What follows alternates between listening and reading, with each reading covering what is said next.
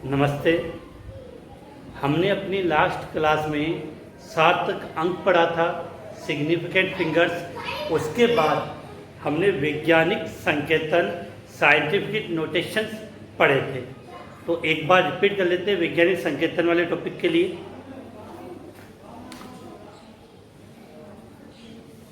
वैज्ञानिक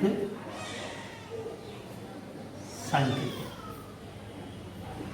पहली बात तो बेटा ये कहते हैं कि वैज्ञानिक संकेतन का मतलब क्या है यहाँ पे, कि बेटा बहुत बार हम देखते हैं कि संख्या जैसे इतनी बड़ी है 6 2 3 0 0 0 0 0 0 0 0। अब इतनी बड़ी संख्या लिखे तो टाइम लगता है, तो इन संख्याओं को शॉर्ट में लिखना, संक्षिप्त में। संख्या का मान तो इतना ही होगा, लेकिन वो शॉर्ट में हो जाए तो लिखने में कम जगह कवर करे, उसके लिए हम किसका प्रयोग करते हैं? वैज्ञानिक संकेतन का। किसका प्रयोग करेंगे? वैज्ञानिक संकेतन का। तो इस वैज्ञानिक संकेतन को लिखते समय हमें कुछ बातें जाननी। तो लिखने का तरीका क्या होगा? कैपिटल N इंटू 10 की पावर n। हमने लास्ट क्लास में भी बात की थी, मैं फिर से रिपीट कर रहा हूँ। कैपिटल N इंटू 10 की पावर n। अब यहाँ से आप समझेंगे कि 10 की पावर जो n है, ये स्मॉल n है, वो ये जो स्मॉल n है वो पॉजिटिव भी हो सकता है और नेगेटिव में भी हो सकता है। बात करेंगे मान कि वैज्ञानिक संकेतन को जब भी हम किसी संख्या को प्रदर्शित करेंगे तो लिखने का तरीका क्या होगा? कैपिटल N इंटू 10 की पावर स्मॉल n। और ये जो स्मॉल n जो पावर है वो प्लस में भी हो सकती है और माइनस में भी हो सकती है। अब सबसे पहले इस n को हम कैसे लिखेंगे? आप बेटा देखते हो कि इस n को जैसे 0.005 से देते हो बहुत बार, या 673.002 ऐसे। तो इस n का मतलब यहाँ ये लिखा जाता है कि दशमलव के बाईं ओर, दशमलव के बाईं ओर केवल एक अशून्य अंक होना चाहिए। दशमलव के बाईं ओर कितना अशून्य अंक होना चाहिए? एक अशून्य अंक होना चाहिए। इसका मतलब हुआ कि n को लिखते समय यहाँ अपनी जो काम की बातें हैं, ये हम इसे लिख सकते हैं इसको कि कैपिटल N को लिखते समय यह बात ध्यान रखनी है कि दशमलव के बाईं ओर, दशमलव के बाईं ओर केवल एक अशून्य अंक होना चाहिए। इसे रिपीट करते हो अपनी लैंग्वेज को कि कैपिटल N को लिखते समय यह बात ध्यान रखनी है कि दशमलव के बाईं का मतलब यहाँ दशमलव है, इस इधर इस हिस्से पे बाईं ओर, ये दशमलव आपका, तो दशमलव के इधर वाला हिस्सा तो क्या हो गया? दायां हिस्सा या दाईं ओर, इधर क्या हुआ? बाईं ओर। तो बाईं ओर केवल क्या होना चाहिए? अशून्य अंक। बेटा अशून्य अंक का मतलब मैंने बताया था, 0 को तो आप बोलते हो शून्य, और 1 से लेकर 9 तक के जो अंक है, 1 से लेकर 9 तक की जो डिजिट है, अंक है, उनको हम क्या बोल सकते हैं? अशून्य अंक। तो केवल दशमलव के इधर केवल कितना अंक होना चाहिए? एक अशून्य अंक होना चाहिए। तो ये बात याद रखनी है। फिर अब इसके 2-3 एग्जाम्पल समझ लेंगे यहाँ पे। इसके बाद वैज्ञानिक संकेतन करते समय, जैसे वैज्ञानिक संकेतन कर दिया आपने कैपिटल N इंटू 10 की पावर n। अगर इस संख्या में आपको सार्थक अंक निकालना है, सार्थक अंक हमने लास्ट क्लास में सीखा था, मैंने 2 बार रिपीट भी किया था। तो सार्थक अंक में कभी भी 10 की पावर n को हम नहीं देखेंगे। सार्थक अंक केवल किसके अकॉर्डिंग निकलेगा? कैपिटल N से। सार्थक अंक केवल किससे निकलेगा? कैपिटल N से। और एक बात और आपको बेटे यहाँ रखनी है, प्रॉब्लम क्या आती है कि जब हम दशमलव को या तो दाईं ओर लाएंगे या बाईं ओर लाएंगे, या तो दाईं ओर लेकर गए या बाईं ओर लाएंगे, तो दाईं ओर या बाईं ओर ले जाने पर पावर होगी, उसमें चेंज होगा कि एक तरफ जाने पर पावर प्लस की होती है और एक तरफ जाने पर पावर माइनस की होती है। तो याद कर लेना, अगर आप दशमलव को दाईं ओर लेकर जाते हो, बेटा ये चीजें आपने 10th में भी पढ़ी होगी मैथ के अंदर। यदि आप दशमलव को किधर लेके जा रहे दाईं ओर, तो याद करना है वो पावर होगी वो किस में आएगी, माइनस में आएगी। और यदि आप दशमलव को बाईं ओर लेकर जाओगे तो पावर किसकी होगी, अब कुछ भी निशानी, इसका मतलब ऑटोमेटिक वो पावर बेटा किसकी होगी, प्लस की पावर होगी। तो ये तो थी नॉर्मल 2-3 बातें जो हमने लास्ट क्लास में बात की थी। अब मैं इसकी 3-4 एग्जाम्पल ले लेता हूँ, जिससे हमने ये जितना पढ़ा है वो अपना कन्फ्यूजन दूर हो जाए। जितना हमने पढ़ा है वो कन्फ्यूजन अपना दूर हो जाए। तो जब हम इसकी बात करें एग्जाम्पल की, तो ज़्यादा इतना टफ नहीं बेटा, सिंपल सा टॉपिक है, आसानी से हम इसको याद कर सकते हैं, इतनी कोई बड़ी प्रॉब्लम अपने नहीं है। तो यहाँ पर जैसे मैंने कल आपको समझाया था, आज फिर से बात करते हैं। जैसे एक संख्या लिखा हूँ 0.005, 0.005 लिख दिया। चलो एक संख्या और बढ़ा दी मैंने, आगे कर दिया, 4 अंक के ले लेते हैं। तो अब मैंने क्या सीखा था कि दशमलव के बाईं ओर एक अशून्य अंक होना चाहिए। इसमें दशमलव के बाईं ओर क्या शून्य है, तो इस दशमलव को मैं कहां लेकर जाऊं। अगर इस दशमलव को यहां से उठा के मैं यहां लेकर आ गया, तो अब समझ में आ गई होगी बात कि दशमलव के बाईं ओर एक क्या आ गया, अशून्य अंक आ गया। अब आपको पता है कि यहाँ इन जीरो का कोई महत्व है क्या, नहीं है, तो आपने इसको हटा दिया। लेकिन अब इस संख्या को मैं ऐसे तो लिख नहीं सकता, क्योंकि इसमें और इसमें अंतर है। तो मैं क्या करूंगा, इंटू 10 की पावर। अब देखो कितने पॉइंट में इधर लेके जा रहा हूं, कितने अंक में, कितने अंक के उधर दशमलव लगा रहा हूं, तो 1 2 3 अंक के बाद दशमलव लगाया, तो 10 की पावर कितनी हो गई, 3 हो गई। 10 की पावर 3 होगी। अब देखो किधर गए हो, दाएं ओर, तरीका बता दिया, किधर गए हो दाईं ओर, तो 10 की पावर -3।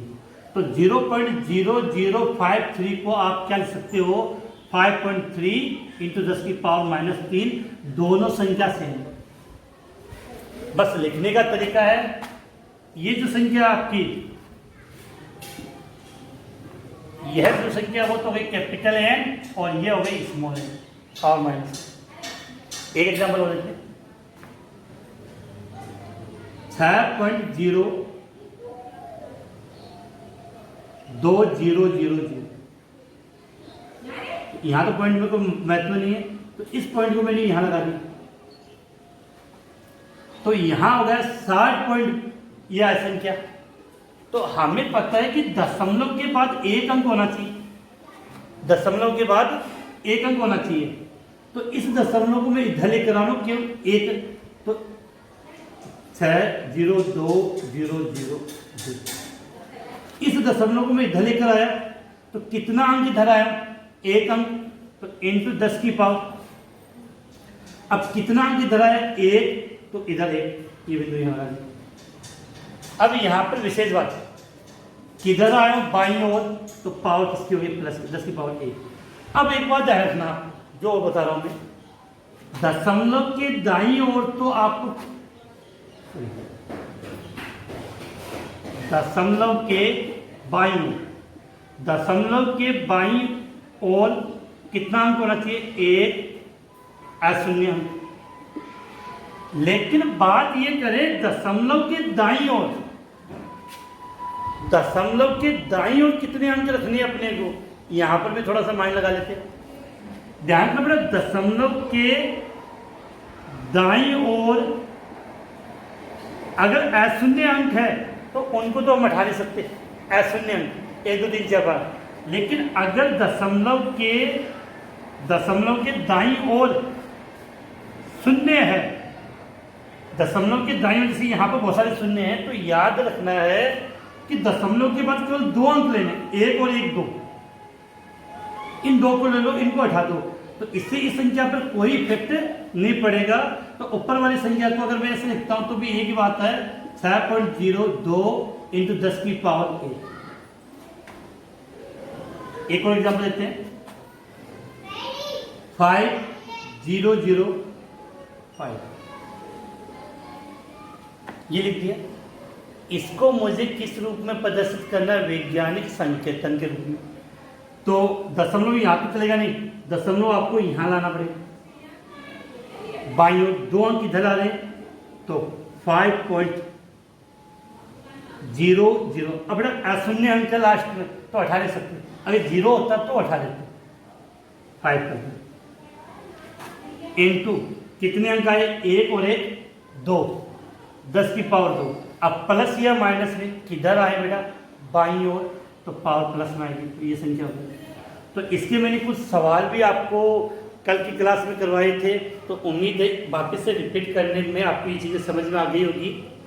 और किसी भी प्रकार की बेटा परेशानी आए तो मैंने आपको कहा है कि उसको आप अपने नोटबुक पर नोट करके मुझे व्हाट्सएप पर मैसेज कर दिया, जिससे मुझे जब भी टाइम मिलेगा मैं उसको देखकर नेक्स्ट क्लास में आपको वापस से समझा दूंगा।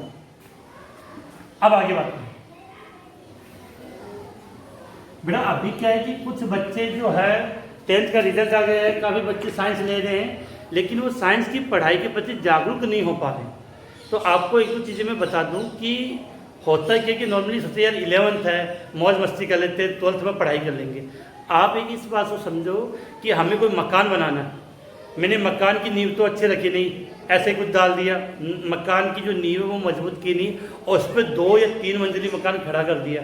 तो मकान आपको पता है, अगर मकान की नींव मजबूत नहीं है तो मकान क्या होगा? नीचे गिरेगा। उसी प्रकार अगर आपने क्लास 11th में, चाहे मैं केमिस्ट्री की बात नहीं कर रहा हूँ, कहीं सोच कि आप सब केमिस्ट्री की बात कर रहे हो, किसी भी सब्जेक्ट की बात करें हम, कि अगर हमने 11th क्लास में अपने सब्जेक्ट को मजबूत नहीं किया है, स्ट्रोंग नहीं किया है, तो 12th क्लास में अपने बहुत ज़्यादा प्रॉब्लम आएगी। कि हम सोचते कि वो 12th में समझ लेंगे, तो बेटा नहीं समझ पाओगे।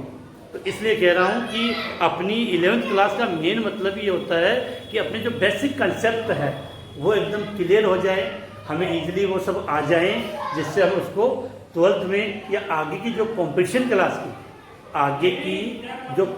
क्लास की पढ़ाई करें, उसमें कोई प्रॉब्लम ना आए। तो इसलिए इस 11th क्लास को हल्के में मत लो, अगर हल्के में लिए तो मामला बिगड़ जाएगा अपना। तो बहुत बार आप लोगों ने देखा होगा कि 10th में मैंने बहुत से साइंस में ऐसे बच्चे देखे जिनके 10th में 80 85 90% होते हैं, लेकिन 12th में साइंस में फेल हो जाते हैं। या कुछ बच्चे ऐसे देखे हैं जिनके 10th में 40 50 60% थे, लेकिन 12th साइंस में 90% बना लिए। तो वही बात है कि मेहनत करोगे तो रिजल्ट आएगा, और लापरवाही बरती कि साइंस में लापरवाही का कोई मतलब नहीं होता है, लापरवाही बरती तो सीधे फेल हो। इसलिए कह रहा हूँ कि 11th में मैंने कहा कि अपने को रखना नहीं, 11th में केवल अपना जो फंडामेंटल है, अपने कंसेप्ट है, वो थोड़े से अपने क्लियर होने चाहिए। अब हम आगे बात करें बेटा, अगला टॉपिक लिखते हैं कि एक चीज़ समझता हूँ, मैं समझा रहा हूँ, यहाँ पर कुछ समझने की कोशिश करते हैं कि आप बाजार गए, टॉपिक का नाम बारे में थोड़ी सी बात करते हैं। हम बाजार गए, मार्केट में मेडिकल की दुकान पे गए, हमने कोई दवाई ली, सिरप ली, वो सिरप थी अपनी 57 रुपये 45 पैसे, 57 रुपये 45 पैसे। तो उन्होंने हमसे कितने रुपए लिए? 57 रुपये लिए। एक दूसरी दवाई हमने वो ली जिस पे था 98.85, 98.85। तो यहाँ पर उसने मुझसे राशि कितनी ले ली? 99 रुपये ले ली, 99 ले ली। तो यहाँ पर का लॉजिक आपको पता होगा कि 50 पैसे से कम है तो उसने कुछ भी नहीं लिया, और 50 पैसे से 1 पैसा भी ज़्यादा है तो उसने पूरा 1 रुपये ले लिया। उसी प्रकार यहीं पे एक नियम आता है राउंडिंग ऑफ का नियम, संख्याओं को निकटतम में व्यक्त करना। लिख रहा हूं मैं यहां पे,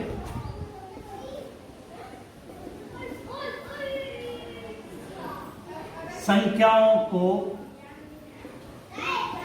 निकटतम मतलब कम से कम, संख्याओं को निकटतम में व्यक्त करना। हेडिंग क्या लिखी है बेटा मैंने? संख्याओं को निकटतम में व्यक्त करना, कि कोई भी संख्या है उसको निकटतम में या राउंडिंग ऑफ में किस प्रकार से प्रदर्शित करेंगे। बेटा एक चीज बता रहा हूं, जैसे पहले तो समझते हैं कि मैं 2 शब्द बोलूंगा, एक तो बोलते बेटा हम लास्ट, और एक हम बोलते हैं सेकंड लास्ट। डिजिट का मतलब होता है अंक, समझ लेना। एक तो शब्द मैं बोलूंगा लास्ट और एक बोलूंगा सेकंड लास्ट डिजिट। जैसे ये कोई संख्या लिखी है आपने 50.6732, तो इसका लास्ट डिजिट कौन सा है बेटा? 2 है। 2 तो क्या बेटा इसका लास्ट डिजिट, अंतिम अंक। और ये जो 3 है वो क्या बेटा इसका सेकंड लास्ट डिजिट या अंतिम से पहले वाला अंक, अंतिम से पहले वाला अंक है। तो ज्यादा कंफर्टेबल आपको शब्द याद रखना, एक तो बोलेंगे लास्ट डिजिट या लास्ट अंक, और एक बोलेंगे सेकेंड लास्ट डिजिट। तो राउंडिंग ऑफ के नियम की बात करें, इसी जो ऊपर मैंने हेडिंग जो इंग्लिश में बोलते हैं राउंडिंग ऑफ का नियम, संख्याओं को निकटतम में व्यक्त करना। तो यह आपको पता होगा कि यदि लास्ट डिजिट 5 से कम है तो लास्ट वाले डिजिट को जब हटाएंगे तो सेकंड लास्ट डिजिट में कोई परिवर्तन नहीं करते हैं। बात फिर से रिपीट कर रहा हूं, यदि लास्ट डिजिट 5 से कम है तो सेकंड लास्ट डिजिट को हटाते समय उसमें कोई लास्ट डिजिट को हटाते समय सेकंड लास्ट डिजिट में कोई परिवर्तन नहीं करते। समझने की कोशिश करना, नियम लिखाऊं, यदि लास्ट डिजिट 5 से कम है तो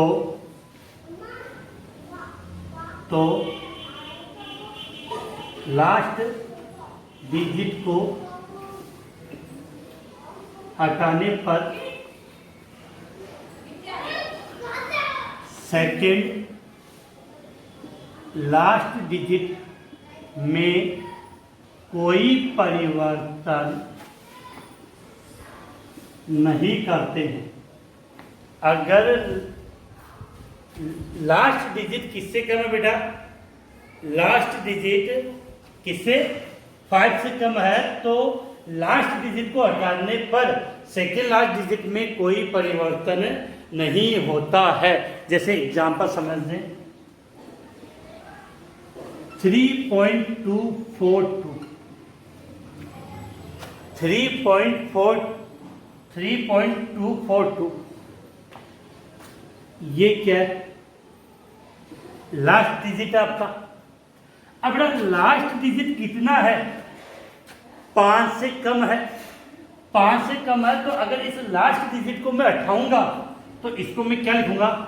3.24, और मतलब सेकंड लास्ट डिजिट में मैंने कोई परिवर्तन नहीं किया है, एज इट इज है। मतलब अपनी लैंग्वेज में बात करें बेटा, 5 से कम हो तो लास्ट वाले को हटा दो, कोई चेंज नहीं करना। समझ गए बात?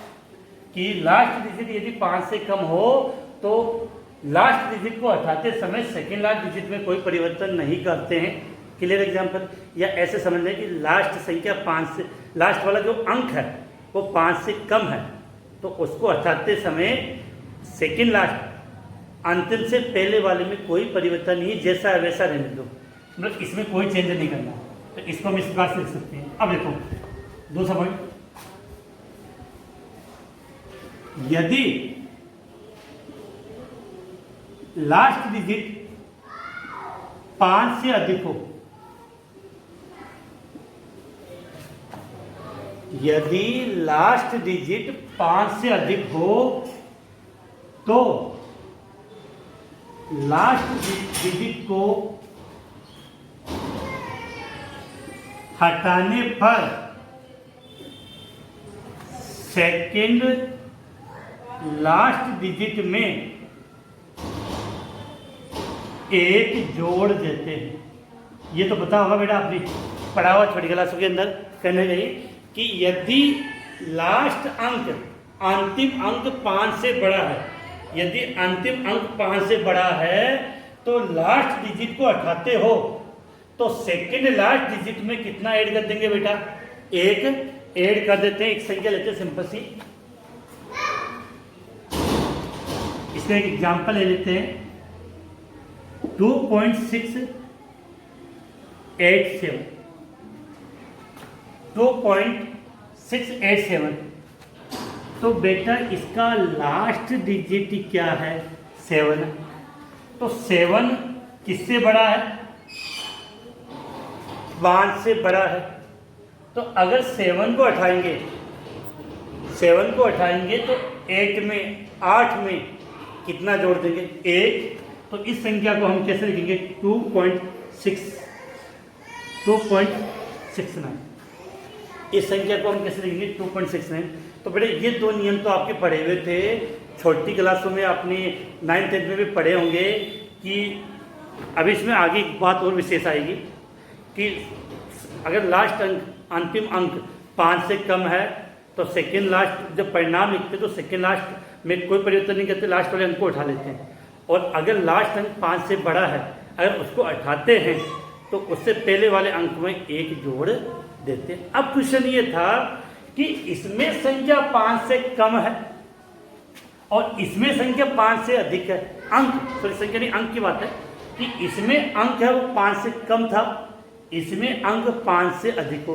अगर अंक 5 हो तो पढ़ा हुआ इसके बारे में कही कि इतना तो हमने पढ़ लिया कि अगर अंक कितना हो बेटा? 5 हो। यदि अंक कितना हो बेटा? 5 हो, तब क्या करना है? अगर अंक हमने 5 लिया है तो क्या करना है? तो बेटा इसमें एक दो कंडीशन आएगी। कंडीशन कितनी आएगी बेटा इसके अंदर? 2 कंडीशन आएगी, समझते हैं। पहले लिख लेते हैं कि थोड़ा बहुत लिखा हुआ आप नोट कर सको। वैसे बेटा इस प्रोजेक्ट में जैसे भी मुझे टाइम मिल जाएगा, टाइम मिलते मैं इस नोट्स की PDF भी आपको अवेलेबल करवा दूंगा, लेकिन उससे भी ज़्यादा कंफर्टेबल तब होगा जब आप अपने हाथों से इनके नोट्स बनाएं, क्योंकि जब आप अपने हाथों से इनके नोट्स लिखोगे तो आपको ज़्यादा याद होगा किसी और के नोट्स की तुलना में। तो इसलिए मैं तो कहना कि नोट्स पे डिपेंड कम रहें, अपनी मेहनत खुद करें। फिर भी अगर आपको ज़रूरत हो तो मैसेज कर देना, मैं नोट सेंड कर दूँगा। तीसरा पॉइंट, यदि लास्ट डिजिट 5 हो तो न 5 से कम न 5 से ज्यादा। यदि लास्ट डिजिट 5 हो तो क्या करेंगे? तो बेटा एक कंडीशन है कि अगर लास्ट डिजिट 5 हो तो हमें सेकंड लास्ट डिजिट को देखना है। अगर लास्ट डिजिट 5 हो तो किसको देंगे? तो सेकंड लास्ट डिजिट को देखना है। अब सुनना, इसकी 2 कंडीशन है कि सेकंड लास्ट डिजिट अब कितना होना चाहिए बेटा? ये कि यदि सेकंड लास्ट डिजिट सम हो, सम तो समझते हो, 2 4 6 8 0। यदि सेकंड लास्ट डिजिट सम हो तो लास्ट डिजिट 5 को उठाओगे तो उस सेकंड लास्ट डिजिट में कोई परिवर्तन नहीं होगा, एज इट इज ऐसा का ऐसा लिखा जाएगा। तो सेकंड लास्ट डिजिट सम हो तो अंतिम अंक को हटाने पर कोई परिवर्तन नहीं होगा, अर्थात ना तो कुछ जोड़ना है ना कुछ घटाना है। अब देखो बेटा, यदि सेकंड लास्ट डिजिट क्या हो, सम को बोलते हैं इवन, विषम को ओल्ड और इवन, सुना होगा आपने। तो यदि सेकंड लास्ट डिजिट क्या हो, विषम हो, जैसे 1 3 5 7 9, जानते हो विषम का मतलब 1 3 5 7 9। अगर सेकंड लास्ट डिजिट क्या हो, विषम हो, तो अंतिम अंक को हटाने पर, अंतिम अंक को हटाने पर, अंक यहां से लाइन की, इसका मतलब ये नीचे वाला लाइन कि अंतिम अंक को हटाने पर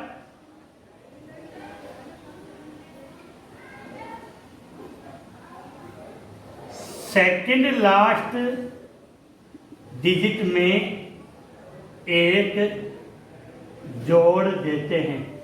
सेकंड लास्ट डिजिट में कितना जोड़ देते हैं? एक जोड़ देते हैं। बड़े इसको मिटा रहा हूं या यही हम एग्जाम्पल समझ लेते हैं अपना।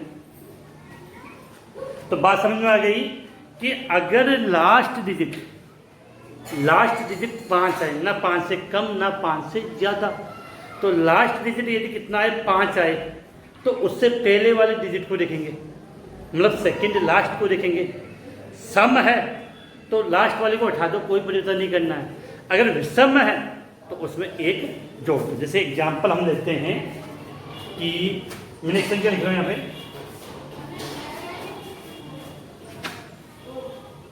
5.35, छोटी संख्या ले ली, कोई बात नहीं, 5.35। तो बेटा लास्ट डिजिट क्या है? 5 है। अब इसको हटाना है हमें, राउंडिंग ऑफ करना है इसका, तो 5 को हटाएंगे तो अब कम बेसी तो है नहीं, एग्जैक्ट 5 है, तो उससे पहले वाली संख्या देखो, सॉरी पहले वाला अंक देखो, संख्या तो पूरी आ जाती है, पहले वाला अंक देखो, तो अंक सम है या विषम है? विषम है। विषम होगा तो इस अंक को हटाते समय, इस अंक को हटाते समय इसमें एक ऐड कर दो, तो क्या हो जाएगा? 5.3 के स्थान पे क्या हो जाएगा? 4 हो जाएगा। समझ में आ गई बिल्कुल बात। अगर ये कंडीशन हो 5.25, अब देखो 5.25, तो 5 को हटा दें, किसको हटा दें? 5 को, लास्ट डिजिट है, तो अब लास्ट डिजिट को हटाना और वो भी 5 है, तो सेकंड लास्ट डिजिट को देखेंगे, ये सम है, सम होने का मतलब कोई परिवर्तन नहीं करना है, केवल 5 को हटा दो, 5. तो उम्मीद है कि ये आपको आसानी से समझ में आ गया होगा। तो एक छोटा सा नियम था कि क्या लिखा था हमने? संख्याओं को निकटतम में व्यक्त करना, ये इंग्लिश में बोलते हैं इसको राउंडिंग ऑफ का एक नियम के नाम से जाना जाता है। और आपने छोटी क्लासों में पढ़ा होगा, फिर भी हमने एक बार रिपीट कर लिया कि अपने सिलेबस में थोड़ा सा एक टॉपिक दे रखा था। इसके बाद अपना जो नेक्स्ट टॉपिक आएगा वो आएगा जो हम गणनाएं करते हैं, जोड़ बाकी गुणा भाग, एडिशन सब्सक्रिप्शन मल्टीप्लाई और डिवाइड, तो इन सब में सार्थक अंक की गणना कैसे करते हैं, इन सब में सार्थक अंक की गणना कैसे करते हैं, तो उनके बारे में हम बात करेंगे। इसके अलावा जो बेटा 11th क्लास के नए बच्चे इस वीडियो को देख रहे हैं वो मेरे इस YouTube चैनल को जरूर सब्सक्राइब कर दें, क्योंकि सब्सक्राइब करने का फ़ायदा ये होगा कि जब भी मैं ऑनलाइन आऊँगा तो आपके पास तुरंत नोटिफिकेशन आ जाएगा, तुरंत सूचना मिल जाएगी। तो इसके लिए सब्सक्राइब करने के साथ साथ वो बेल वाला आइकॉन है उस पर क्लिक कर दे कि जब भी मैं अपने YouTube चैनल पर कोई भी सूचना डालूंगा तो तुरंत आपके पास नोटिफिकेशन प्राप्त हो जाए। इसके साथ अपने जितने भी साथी हैं उन सबको वीडियो शेयर करें, जिससे वो सब ज़्यादा से ज़्यादा अपनी क्लास में जुड़ सके और अपनी स्टडी शुरू कर सके। इसके अलावा बेटा अपनी 11th क्लास की बुक है वो मार्केट में अवेलेबल हो चुकी है, तो मार्केट से बुक परचेज कर लें। गवर्नमेंट स्कूल के जो स्टूडेंट हैं वो अपनी गवर्नमेंट स्कूलों में बुक मिल जाएगी कि अभी भी हमें जितना उम्मीद है कि अभी महीने पर अपनी स्कूल चालू नहीं होने वाली है, तो कम से कम जब तक स्कूल चालू नहीं होती है आप घर बैठ के पढ़ सकते हो, इस ऑनलाइन क्लास के माध्यम भी अपनी पढ़ाई कर सकते हो। इसी के साथ बेटा आज की क्लास यही समाप्त कर रहे हैं। कल अपना नया टॉपिक लेंगे और कुछ आगे नई चीज़ें पढ़ेंगे।